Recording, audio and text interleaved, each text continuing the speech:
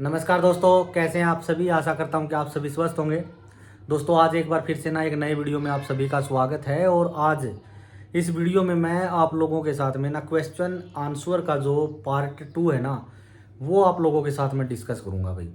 इससे पहले हमने पार्ट 1 डिस्कस किया था, जिसके अंदर हमने 4-5 आप लोगों के सवाल लिए थे। और आज पार्ट 2 में लेकर के आया हूँ। इसके अंदर भी 4-5 सवाल आप लोगों के मैं इसके अंदर लेने वाला हूँ। तो दोस्तों वीडियो को ज़्यादा लंबा खींचते हुए हम डायरेक्ट जो टॉपिक है उसके ऊपर आते हैं। और जो सबसे पहला सवाल है उसको हम लेते हैं भाई। देखिए, जो सबसे पहला सवाल है हमारे एक आरबी भाई का है।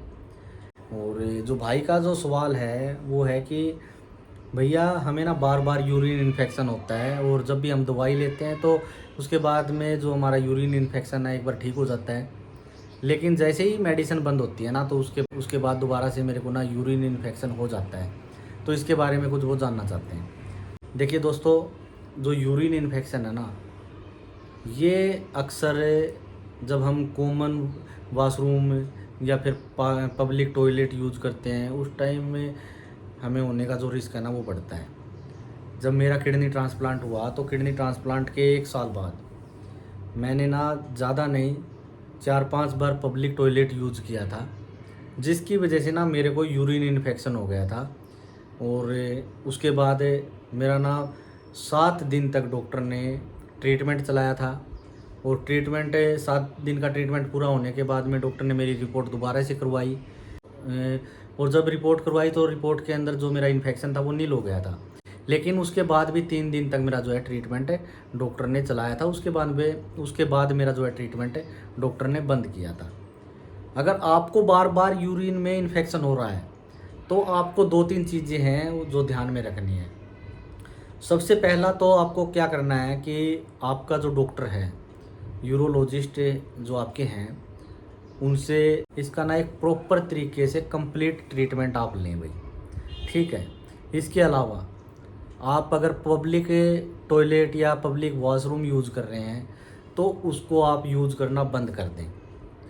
इसके अलावा आप घर पर रहते हैं और आप फैमिली के अंदर जो सभी कॉमन जो वॉशरूम यूज़ करते हैं, अगर हो सके तो उसको भी आप अवॉइड करते हैं अगर आपके पास दूसरा वॉशरूम है या फिर ऐसी सुविधा है तो।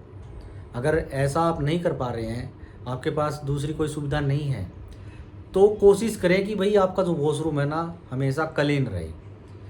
क्योंकि दोस्तों हमें पता नहीं होता कि भाई हो सकता है कि फैमिली में किसी मेंबर को पहले से यूरिन के अंदर कोई इन्फेक्शन हो, उन्हें कोई और समस्या तो है नहीं, तो वो चेकअप भी हम नहीं करवाते अक्सर। और हो सकता है कि उन्हें इन्फेक्शन हो और वो इन्फेक्शन आपको बहुत जल्दी आ सकता है, क्योंकि हमारी एंटी रिजेक्शन मेडिसिन चल रही होती है। हमारा जो इम्यूनो सिस्टम होता है बहुत ही कमज़ोर होता है, तो उनसे इन्फेक्शन हमें बहुत जल्दी कैच कर लेता है। इससे भी हमारी जो समस्या है वो बढ़ती है। तो आप कोशिश करें कि भाई आप अपना जो पर्सनल वॉशरूम यूज़ करें। और ज़्यादा तो आपको आपके जो डॉक्टर है वही बता सकते हैं कि आपको अगर बार बार इन्फेक्शन हो रहा है तो क्या करना चाहिए। मैं तो जितना मेरा एक्सपीरियंस है उसके हिसाब से आपको यही कह सकता हूँ कि आप हर संभव कोशिश करें कि भाई आपका जो वॉशरूम है वो क्लीन होना चाहिए, और अलग हो तो बहुत ही अच्छा है। दोस्तों इसके अलावा जो हमारा सेकंड क्वेश्चन है मोदक बार का है, ठीक है। जो भाई का जो सवाल है ये जानना चाहते हैं कि आफ्टर ट्रांसप्लांट कितना खर्च आता है मेडिसिन का। दोस्तों ये जो सवाल है मेडिसिन के बारे में, ये सब कुछ डिपेंड करता है आपके स्वास्थ्य के ऊपर। आपकी रिकवरी कैसे हुई उसके ऊपर डिपेंड करता है। देखिए, अगर दोस्तों मैं बताऊँ मेरे बारे में, तो जब मेरा ट्रांसप्लांट हुआ उसके बाद एंटी रिजेक्शन मेडिसिन, स्टेरॉइड और एक बीपी की मेडिसिन को छोड़ करके मेरी आज तक कोई मेडिसिन ही नहीं चली भाई एक्स्ट्रा। ना ही तो कोई हीमोग्लोबिन इंक्रीज करने के लिए मेरी मेडिसिन चली, ना ही कैल्शियम, ना ही इसके अलावा कोई CMV इन्फेक्शन होता है, कई बार बीके वायरस इन्फेक्शन होता है, इनकी मेडिसिन कई बार डॉक्टर चलाते हैं, तो ये मेडिसिन भी मेरी नहीं चली। तो मेरी जो मेडिसिन है नॉर्मली जो एंटी रिजेक्शन मेडिसिन और बीपी की मेडिसिन को छोड़ करके कोई मेडिसिन आज तक चली ही नहीं है भाई।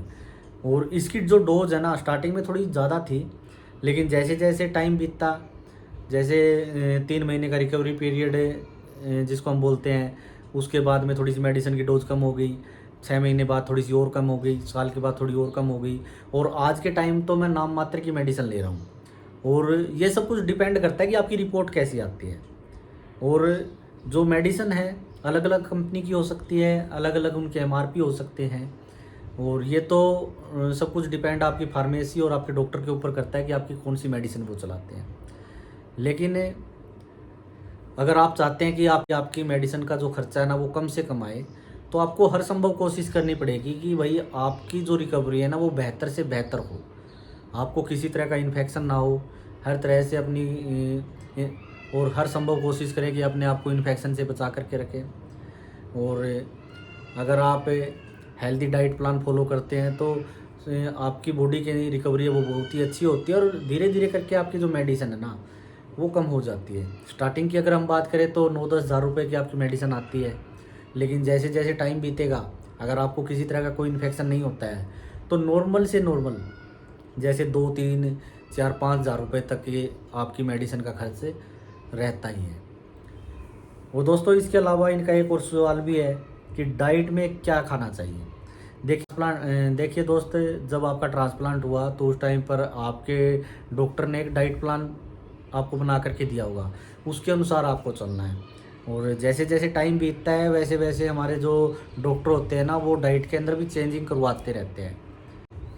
तो दोस्तों मैं इसके बारे में तो यही कहूँगा कि आपकी जो डाइट है ना, आपकी जो डाइट के अंदर ना फाइबर और प्रोटीन अच्छी मात्रा में होना चाहिए। आपको गर्मा गर्म हेल्दी घर का बना हुआ खाना खाना चाहिए। बाहर का कोई भी फूड है उसको आप अवॉइड करें। जो भी खाना आप घर पर बनवा करके खाएं तो बेहतर है। और इसके अलावा मेरे से ज़्यादा तो आपके डॉक्टर जानते हैं, और आपकी रिपोर्ट के अनुसार, आपकी सेहत के अनुसार वही आपको अच्छे से समझा सकते हैं, बता सकते हैं। तो एक बार अपने डाइटिशियन से, एक बार अपने डॉक्टर से इसके बारे में बातें ज़रूर करें। जो नेक्स्ट जो सवाल है हमारा वो ईशू भाई का है, और इन्होंने जो सवाल किया है कि सर मेरा ट्रांसप्लांट को 45 दिन हो गए हैं, क्या मैं 1 से 2 किलोमीटर चल सकता हूँ सुबह 5 बजे। देखिए भाई, आपके किडनी ट्रांसप्लांट को अभी 45 दिन हुए हैं, यानी कि 1.5 महीना हुआ है। अभी आप एक रिकवरी पीरियड के अंदर हैं। मैं आपको ऐसी कोई सलाह नहीं दूंगा कि भाई जिसकी वजह से आपको कोई परेशानी हो। कम से कम 3 महीने तक आपको बाहर जाने की मनाही होती है। और अगर आपका मन करता है कि भाई आप टहलें 1 से 2 किलोमीटर, तो भाई आप अपने घर पर ही घूम सकते हैं। आप 15 मिनट, 20 मिनट, 30 मिनट, 45, 1 घंटा लगातार आप घूम सकते हैं, कोई दिक्कत नहीं है। लेकिन आपको भाई बाहर जाने से थोड़ा सा बचना चाहिए अभी, क्योंकि इस टाइम पर आपकी एंटी रिजेक्शन मेडिसिन की डोज बहुत ज़्यादा होती है, और हमारा जो इम्यूनो सिस्टम होता है इस टाइम पर बहुत ही वीक होता है। और दोस्तों इस टाइम पर अगर आप बाहर घूमने के लिए जाते हैं और किसी तरह के इन्फेक्शन ने अगर इस टाइम पर आपको पकड़ लिया ना, तो फिर आपके लिए समस्या पैदा हो सकती है। बहुत ज़्यादा परेशानी का सामना आपको करना पड़ सकता है। तो मैं तो यही कहूँगा कि भाई कम से कम 3 महीने आप आउटसाइड रनिंग, वॉकिंग जो भी है उसको अवॉइड करें, और कोशिश करें कि अपने घर पर ही, अपने छत के ऊपर ही आप थोड़ा सा घूम फिर ले तो अच्छा है। और जैसे 3 महीने कंप्लीट होते हैं तो उसके बाद एक बार अपने डॉक्टर से बात करके आप ऐसे टाइम को चूज़ करें जिस टाइम पर आप रनिंग या जॉगिंग के लिए जब भी जाते हैं तो उस टाइम पर आपको रस कम मिले। और जब तक लोग वॉकिंग के लिए निकलते हैं तो उस टाइम तक आप वापस आ सकें और अपने आप को ना बिल्कुल स्वस्थ रख सकें। दोस्तों इसके अलावा जो हमारा नेक्स्ट सवाल है ना, उसके अंदर रवि भाई हैं। रवि भाई ने पूछा है कि कल मैं ना डॉक्टर के पास गया था तो वहाँ पर मेरे जो है रिपोर्ट हुए हैं, क्रेटिनाइन मेरा 1.2 है, यूरिया 21 है, और टैग लेवल भी हुआ है। टैग लेवल की जो रिपोर्ट है 5.4 आई है भाई।